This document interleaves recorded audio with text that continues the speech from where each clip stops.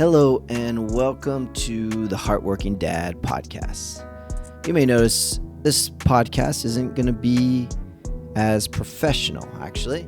I've been restructuring my content and how I really go about doing this podcast. And if I'm being quite honest, 2 times a week of just really trying to put out content that I think is valuable, that I hope is valuable, was really a lot. And it was actually kind of taking away the joy of why I really like podcasting. I really love coming on and just sharing. And when I started my podcast journey almost 3 years ago, it was really just me sharing and finding insights just from my experiences and kind of just processing things. And I found that went over pretty well with the people that I was sharing with, because they were able to relate a little more. And honestly, it helps me to be on here and just be a little more transparent of where I'm at in my parenting journey, because I think when I'm constantly just trying to give value and these are good things to do, yada yada yada, it's kind of draining. Yes, I'm working on my family. Yes, I'm working on my heart, and these are all great things. And you want to be someone who gives this like value and is seen as someone who has value, but quite honestly, I just want to be me and not feel like I always have to just show up, but I can just be. So I've structured my podcast now to have better planned out content, and that would be on Tuesdays, where it will be more, I guess, the professional side of the podcast, where there is a lot more value, I think, and a lot more less rambling of me. And the other Thursday is just going to be kind of just shooting the breeze, saying things that I'm seeing in my journey, sharing some insights and just stories, and hopefully maybe having conversations with other dads, other people, but really just to kind of keep it loose, keep it free, just keep it, conversation going. I think there's really power in our stories and in other people's stories, and that's kind of what I want to highlight is more story-driven podcast on Thursday of just having a conversation, me with you, and hopefully get some dads on here to have those conversations on here as well.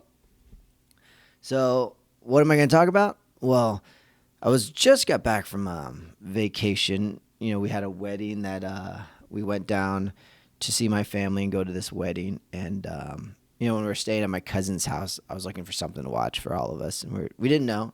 I can channel surf forever.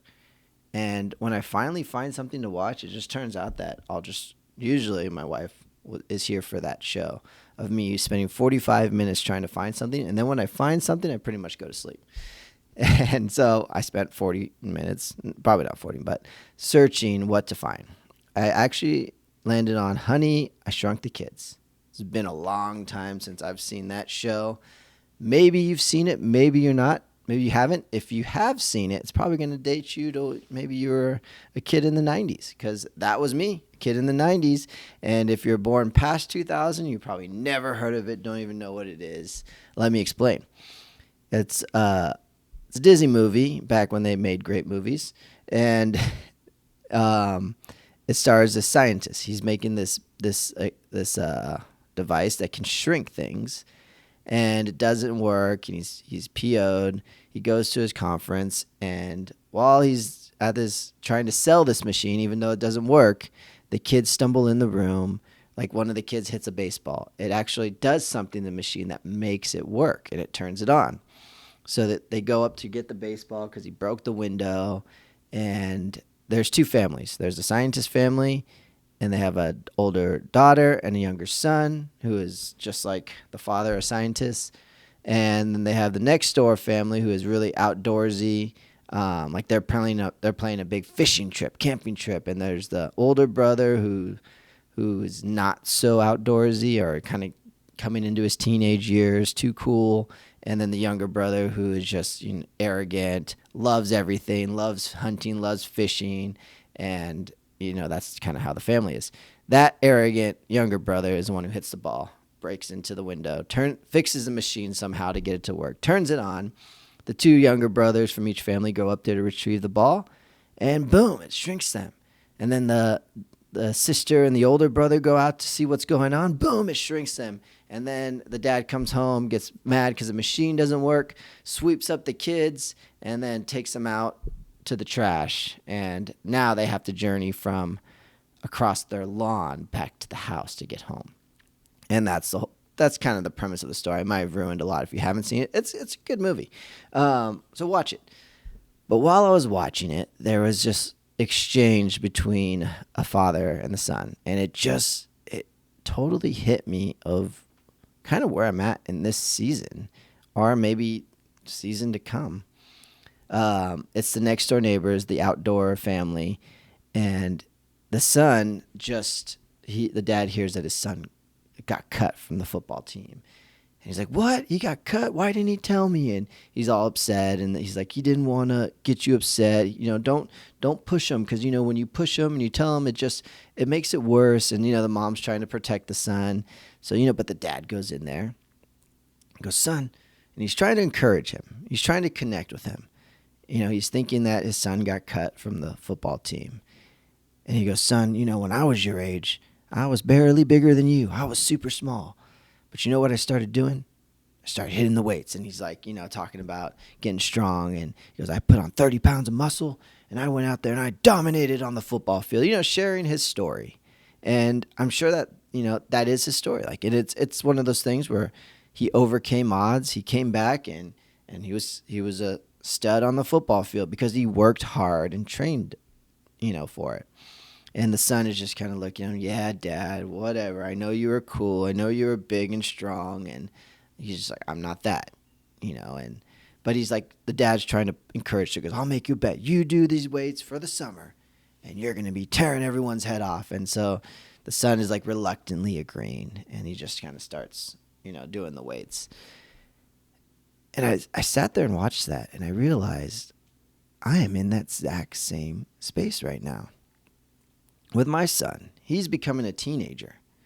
And one of the things I've really had to watch out in my own journey as a father is my expectations and comparing myself to him, comparing my journey to his. Because we had different upbringings. I grew up where, I had to be, I lived in a military style family with my grandpa. And so there was no lip. Saturday mornings weren't cartoon-free Saturdays. It was out in the yard working.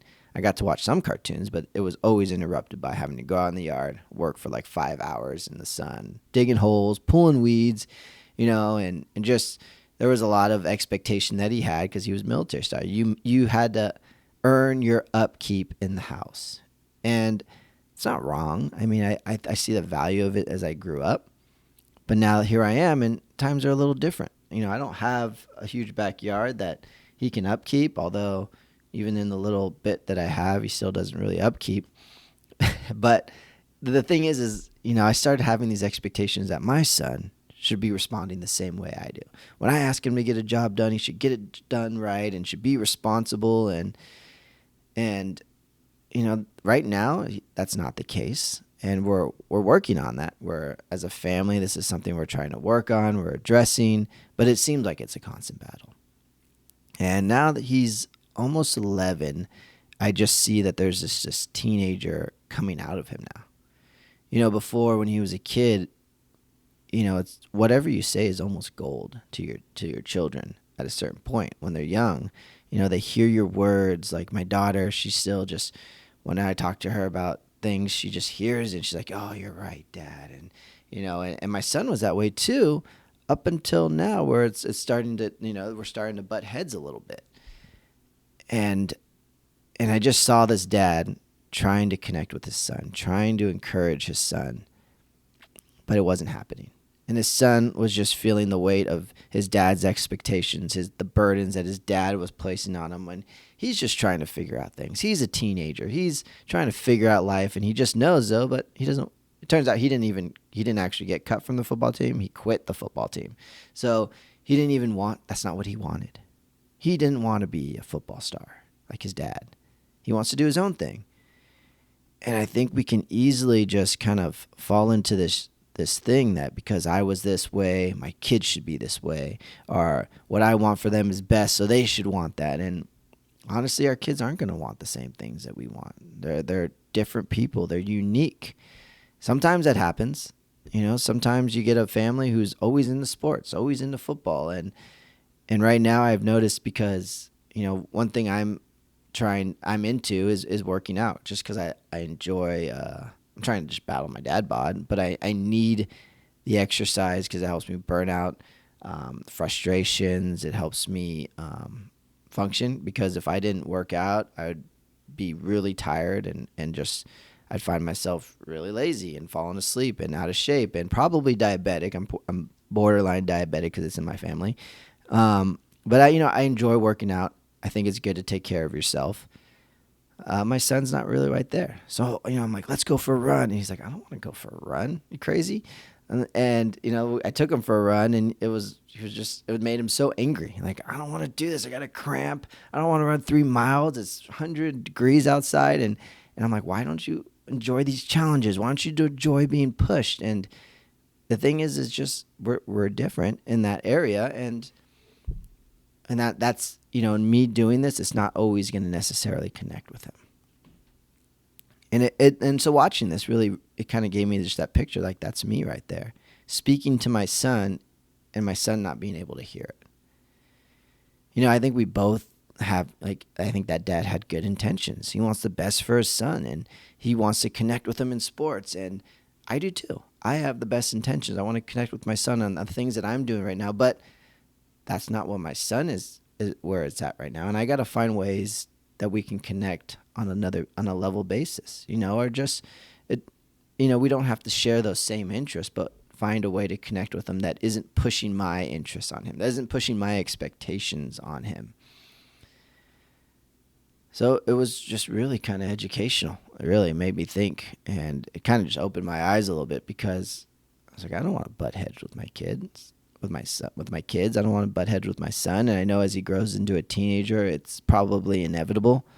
But having the awareness, I think that's one of the things that I've always come to be grateful for in this journey, is that I feel God speaks to me, and He gives me an awareness, not audibly, not like Gabe, da da da, but in my heart, you just feel like these words, and so it's like when you see something that you feel like kind of the conviction, like, oh man, this is me, this is what I'm doing, or there are times when I've gotten upset and realized, hey, I've gotten upset at my kids for doing something, but then realizing like, hey, you just did this too, like a couple days ago, and that's the conviction of the Lord speaking to me and guiding me in my journey as a son of God and also as a father to my children. So I hope that story resonates. Well, maybe not resonates, but I hope you find some value in just sharing that story, because I think as dads, we can fall into that. We can easily just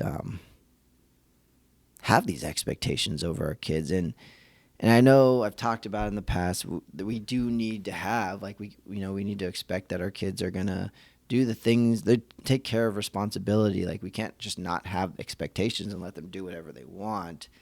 But we need to have healthy expectations that can help us not push away our children, but actually connect with our children. And I think that's where we can get lost, is in trying to connect. We end up pushing our children away. So, so it was a lesson learned for me. And so, this is the new format of the podcast, Free Ramble Thursdays. And if you enjoy it, let me know. I'd love to hear your input. I'd love to connect with you dads out there, get to know you.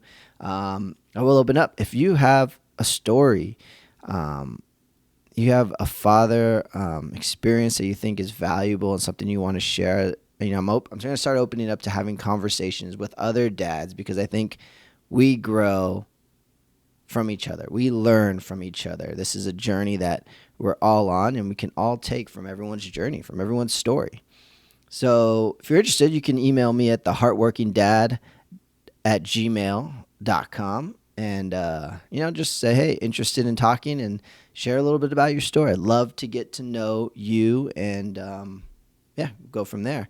Other thing is every Friday, pretty much for the most part, the Frontline Podcast for Christian Men. My brother there, Matt Knoll, holds a prayer meeting 1 p.m. Eastern Standard Time. I'm on there as much as I can be.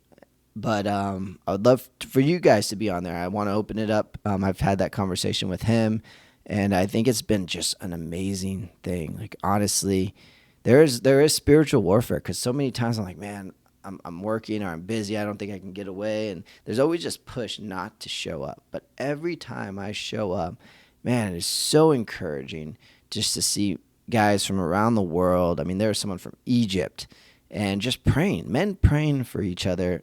Don't really know each other, but as time goes on, as I've been on more of these, I'm getting to know guys, and it's just such a blessing, because under the banner of Christ, we are brothers, and just to share in each other's burdens, pray for each other has been really powerful. I think the Lord's doing a lot of great things there. So if you're interested, you can also email me, because I don't know my friend's email offhand, but I will get you plugged into that too. And you can also email me there at theheartworkingdad@gmail.com. Gosh, my hair is just in my mouth. It's so annoying. Anyways, yeah. So with that, we'll talk soon on the next episode.